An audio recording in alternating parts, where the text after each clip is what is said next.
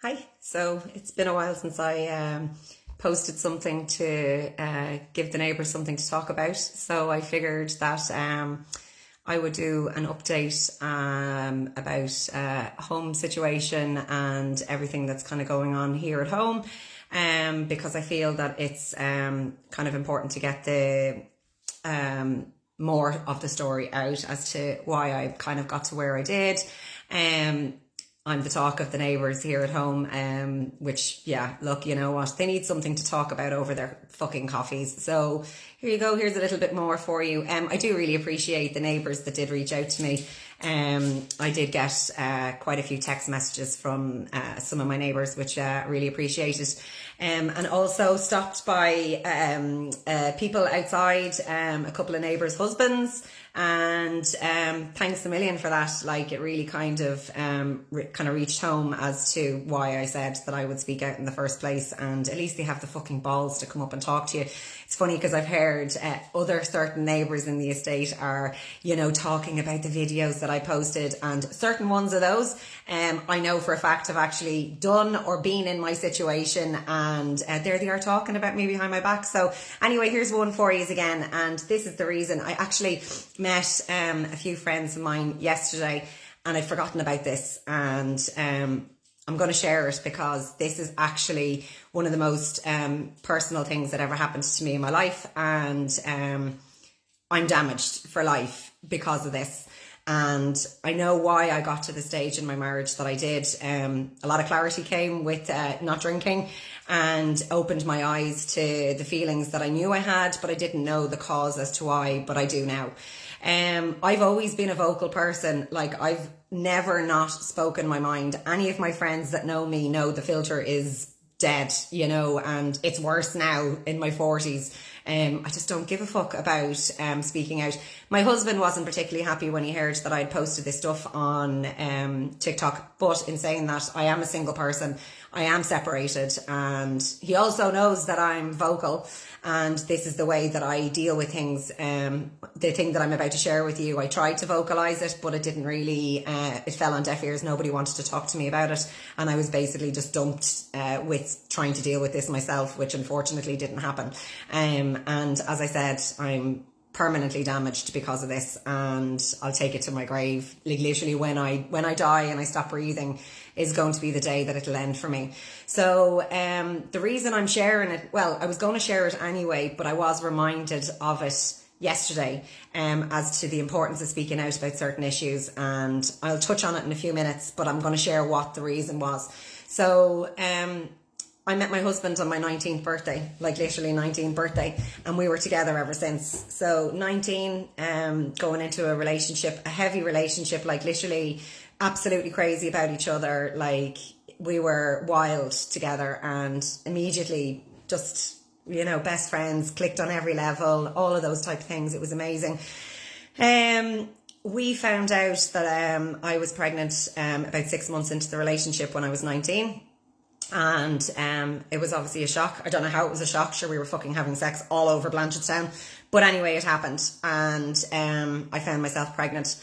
When I found out that I was pregnant, he was very supportive. He asked me what I wanted to do about it. And I told him that I wanted to keep the baby. I didn't believe abortion was ever going to be a route that I would have ever gone down. I don't, anybody can have their own opinions on what they want to do in that regard and whatever else, but personally it was never something that I was going to do. So I confided in my sister, and I told my sister that I was pregnant, and she told my other sister, and my other sister told my parents, and it snowballed really, really fast into a all-out female attack in my house. I was absolutely battered down, bullied. I was absolutely ostracized in the family. I was told that I was going to be homeless. I was going to be kicked out. I was going to be on my own. I was going to be the worst mother in the world. I was going to be the most selfish fucking bitch. How could you bring a baby into the world knowing that you're going to be alone, and all of these things. Bear in mind, I was 19, like technically an adult at this stage. Wouldn't have been the end of the world. And I fought it tooth and nail. I didn't want to go. I didn't want to have an abortion. And this went on for about 2 weeks of me being literally ostracized in the house, couldn't leave the room without somebody bashing me, until the point that the fight was literally going out of me because I had nobody that was sticking up for me. My now husband, separated husband, stayed fucking quiet. He didn't say a fucking word, even though he said that he was going to fully support me when my decision, if I wanted to have the baby, that's what we do. And he didn't. He sat back and he let everything play out to the way he wanted it. And I got to a stage where I had my friend, I won't say her name, and she had a child already at 18, and she was there for me, but she wasn't able to help me. And I was the only I was alone. I needed a family member that was going to actually help me and was going to say, it's okay, we'll get through this, whatever. So it got to the stage where I was so emotionally battered. I was working in Aer Lingus and I was actually telling people that I was pregnant. I was feeling cravings. I was feeling pregnant. Your body at that time wants to nurture what you have in there. And I was told by the partner that I had that, you know, we would stick together and whatever I decided we would do. So eventually I just got to the stage where the abortion clinic in Ealing was booked behind my back, and I was forced to go. So I fought it tooth and nail. Even when I got over to the UK, I told I had to go to two different clinics. One clinic first for them to scan my uterus and make sure that my baby was in my uterus and not in a fallopian tube. And I remember telling her, I'm being forced. She didn't care.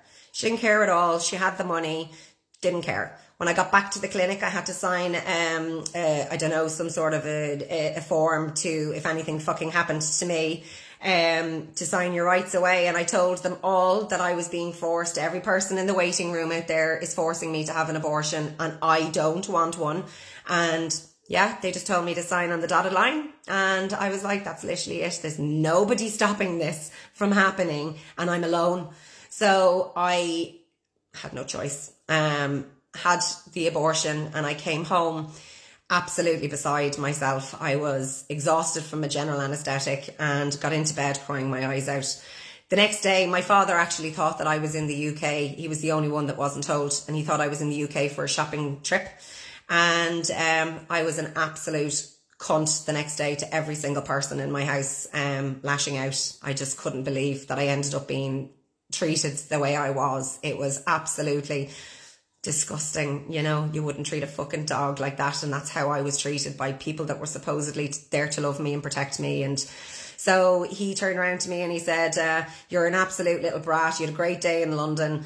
And I just roared back at him. I said, I actually was forced to have an abortion yesterday. I didn't have a fucking great day in London. And he was so angry. He was really angry that he was left in the dark. He wasn't angry with me. He was angry. He said to me later on that that was the day that his marriage ended.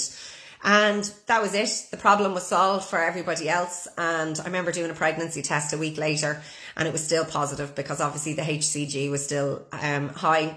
And I knew that. I just hoped to God they missed it. But sure, look, they don't miss these things. And it was done. And that was it. Nobody spoke to me about it ever again. Nobody tried to see how I was. Nobody...